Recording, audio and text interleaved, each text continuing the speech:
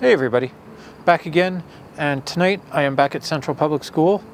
It is time for that kind of annual, what apps am I using? We're heading into spooky season soon, when usually a few more people are going to get out and try and experiment with ghost hunting and see if they can get any communications. And there are a lot of bad apps out there that are going to try and take your money. So I am going to talk about a few that I use. And yes, I do still use a few, a lot less than the last time I did one of these videos, but I do still use a few. So we'll talk about those, and we'll discuss what I think about apps in general very quickly, just so that people who want to give it a try but don't have any of the other gear, you know, the REM pods, the spirit boxes, all that, for people who want to try it at least, they can experiment with an app. Maybe they'll get more gear and try other things. Ultimately, as investigators, we should be open to, number one, the possibility that non-traditional methods might work. It's entirely possible. It's entirely possible that traditional methods are also crap. So, to be an investigator, we have to investigate things, we have to experiment things, we have to try things. I've had EVPs through apps. I've had nothing through other methods. So it's hard to know what is real, what isn't. That's why we experiment. That's why we play with these things, try them, try and get similar responses through multiple methods. It's just part of the process of figuring out what's really going on. And that should ultimately be the goal, is to figure out and prove what is going on, regardless of the method. So let's talk about the apps that I am currently using. Right now, they are on my phone, and it's actually a smaller number. I do have one kind of play app that I want to talk about, because I might do a video on it. It's not a serious app, but it does look like fun. I have like a spider web like right in my face. Spooky season is starting. Yeah, it's like blowing in the wind. Anyway, winter's going to be here soon. I just ordered my winter tires today for the car. So anyway, let's talk about the apps, what I'm using, what I'm no longer using. There'll be a few missing from the last time I did one of these. But, I don't know. Let's just talk about them. Let's go. I think one of the main differences you'll notice is that I'm no longer using Spirit Talker. And I would probably still be using it if it worked. The simple fact is, if I try and load it on my phone, it just crashes out every single time. So I have deleted it from my phone. No longer using it anymore. I did like it, but hopefully the developer comes out with some new stuff. I have been told he is working on some new stuff. But as a general rule, to avoid developing any sort of biases or anything, I generally do not consume a lot of paranormal content on YouTube. I'll check out the odd thing that people recommend to me, but I don't want to fall into a trap where I feel I have to get results in order to compete with other channels. There are a lot of channels that get a lot of results, and there are channels like mine where we don't get much. And that's fine. They can do whatever they're doing over there, and if it's working for them, if they're legitimate results, great. Just heard a knock at the door. There's a door kind of over there. I just heard a knock at it. It's weird. Why do people have to play loud music? Anyway, back to what I was saying. Yes, there are channels that get a lot of results. There are channels like mine where we don't get a lot, and that's okay.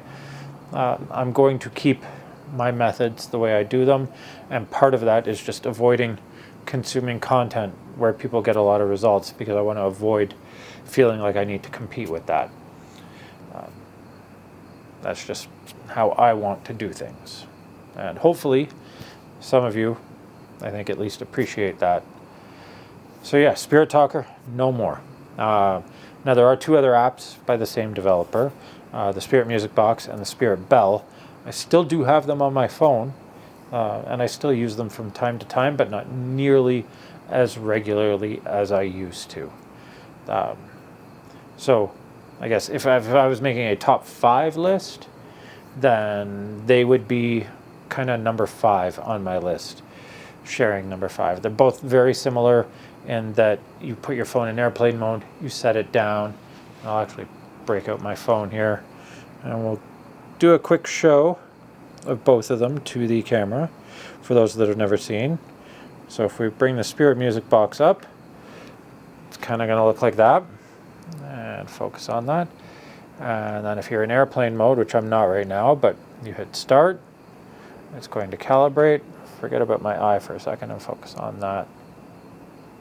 Now that it's calibrated, if I shake, so if your phone is sitting still and something interacts with your phone, you get music. EMF, movement, pressure, compass, gyroscope, and orientation. Cool. The other one, very similar concept, is the Spirit Bell.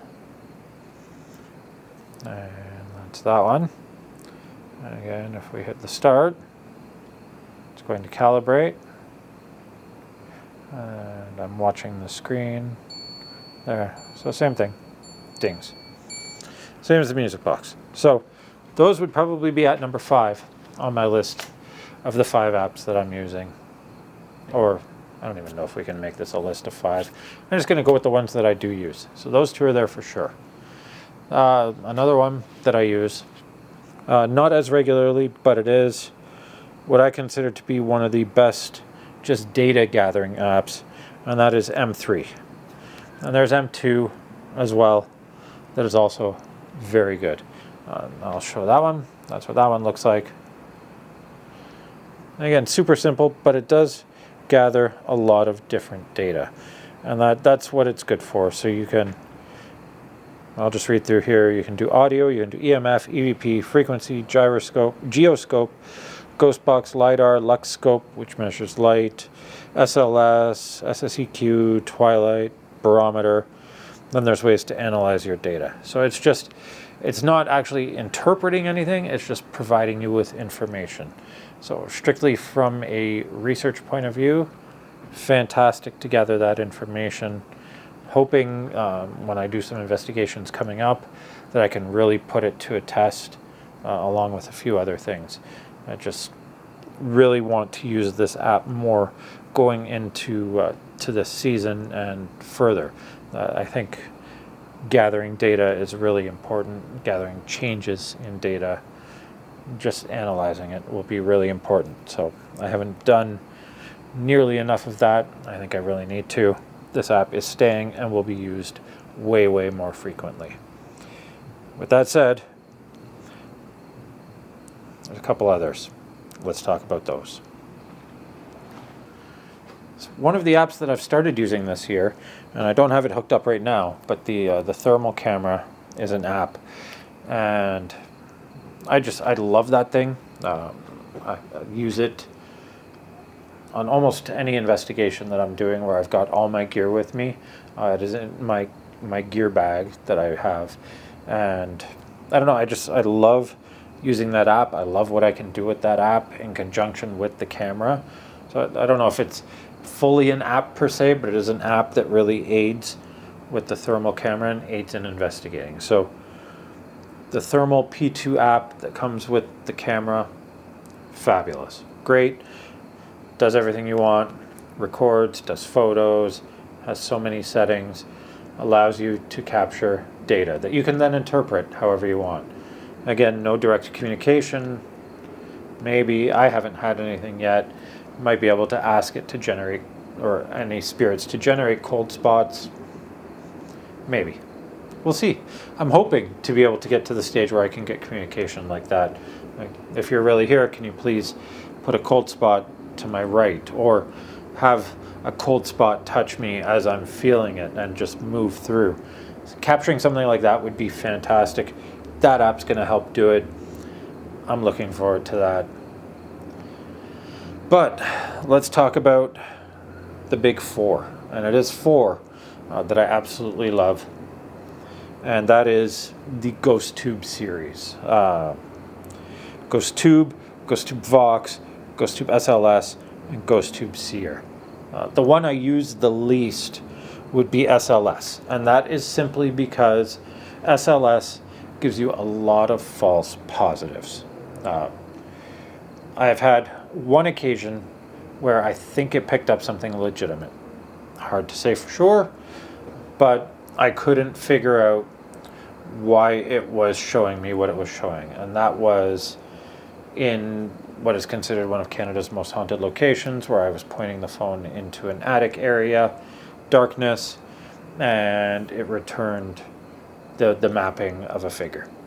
I don't know what caused it to do that. There was nothing there that looked like a figure when I shone a flashlight. So that is the one time that I think I might have got something legitimate with SLS. Again, hard to know. Could have just been an error in the app.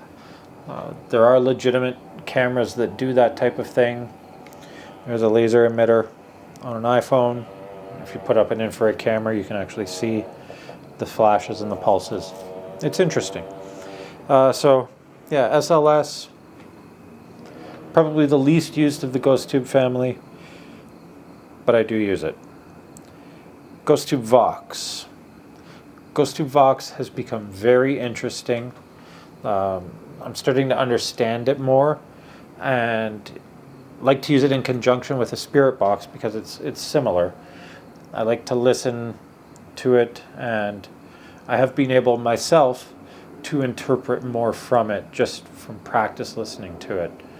Again, though, I do like to share with all of you and leave it open to interpretation. I like investigating by committee here and interpreting data by committee. I think that way we can get a more accurate representation. So GhostTube Vox in conjunction with Spirit Box, great, love it. GhostTube Seer has been exceptionally interesting. I have had some results that I haven't been able to interpret. They could be anything. Some have been crazy relevant to where and what I was doing, to the point where I think it was the very first time I tested it, I even got a face of someone who was actually it was basically the exact same face that was on an info board at the location, and I hadn't given the location in the video. So, GhostTube Seer, love it. We'll run it a little bit on every investigation just because it's interesting, and who knows if it's real or not, but it could be. And so far it's given me some stuff. I like it. I really, really like it. And then, of course, my most frequently used app is GhostTube. It provides what is labeled as direct communication. You get words, you get a couple words at a time sometimes. I'm in pain, or you get high, or a name. It does have a built-in word bank, so that is one knock against it. I wish it had more words and variety to choose from. I think it's currently got 1,000 in the paid version. I could be wrong on that, but I think it's about 1,000 on the paid version. And I've added a few in on mine, just because you can add some in. So I've added some that are relevant to me personally, just to see if they kind of come up. It's an interesting app. Now, the entire GhostTube family, the one feature that I absolutely love for them, as doing this solo a lot of the time, I've got the camera there, but then I can film through GhostTube, and it's a second camera, second microphone, and doing shorts and actually one video with Laura as well.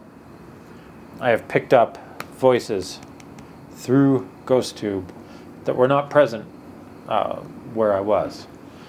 So classify those as EVPs, if you will. They're just random voices that I don't know. Oh, I think security's here again. Typical fashion, because they love to show up. when I'm here doing my thing. How you doing tonight? I'm good, man. How you doing? Good. Hope we get some good footage. Always, man. Always. Have a great night. You too, man. So yeah, GhostTube provides an additional camera, additional microphone. Just really allows me, as running solo a lot of the time, to provide a different angle and try and capture and maximize the amount of data I'm capturing. So for anybody who's aspiring to get into this, GhostTube does have free versions. They are not full res. I think there are record limits. If you can afford them, I would suggest buying them. I think, I could be wrong here, but I think each one is between $7 and $14 for the year, Canadian anyway, somewhere in that range. So if you can afford them, great. I would highly recommend it. If you were to go with one, GhostTube, because you get direct communication. Number two, probably Vox, because it's comparable to a Spirit Box, and I often like to use them in conjunction with each other. Compare, try and get the same phrases or words off of each one. That's the ultimate goal, is to be able to duplicate results. So, and then using regular GhostTube too with the Spirit Box and other methods.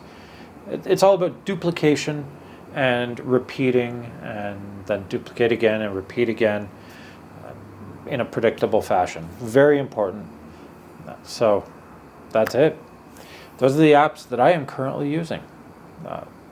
Now, there are other apps that I try from time to time. There are a lot of apps that I bought. You know, I'll jump back into the iStore, grab Transcend, or I'll grab Necrophonic and just try them again, because I do like to try them again and again and again. But the ones that stay on my phone constantly are the ones we just talked about. I'm always looking for more.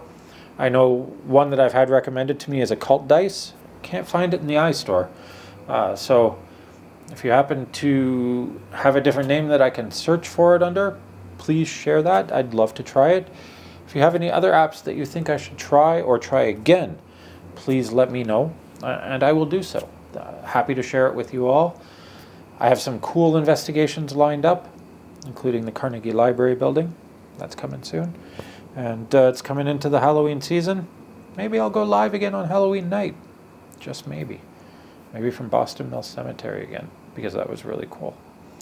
Anyway, that's it. Let's wrap this up. There you have it. The apps I use currently on my phone right now. Coming into the Halloween season, just thought I would share with you what I'm using, what I would personally recommend for apps to start out. Obviously, you eventually want to get some of the real gear if you want to get into this, the Spirit Boxes, the REM pods, stuff like that. But it all costs money. With an app, you can at least try something for free. At least get out there and give it a shot and see if anything happens. Is it real? Who knows? Are any of these methods real? That is the question. That's what we're trying to figure out, is what is really going on, what is real, and what isn't. And we can only do that through being open-minded, experimenting, trying different methods. Like I said at the start, just because it's new doesn't mean it doesn't work. We do have to experiment. So, with that in mind, please keep an open mind. Please experiment. Try things, even if they don't work, or at least you tried them. That's how we're supposed to do this, is try things. I've had some interesting results from apps. I've had some absolutely crap results from apps. It's just the way it goes. But I've also had some absolutely crap results using traditional, real ghost hunting gear. So, who knows? Just keep trying. Keep experimenting. And as always, let's find something.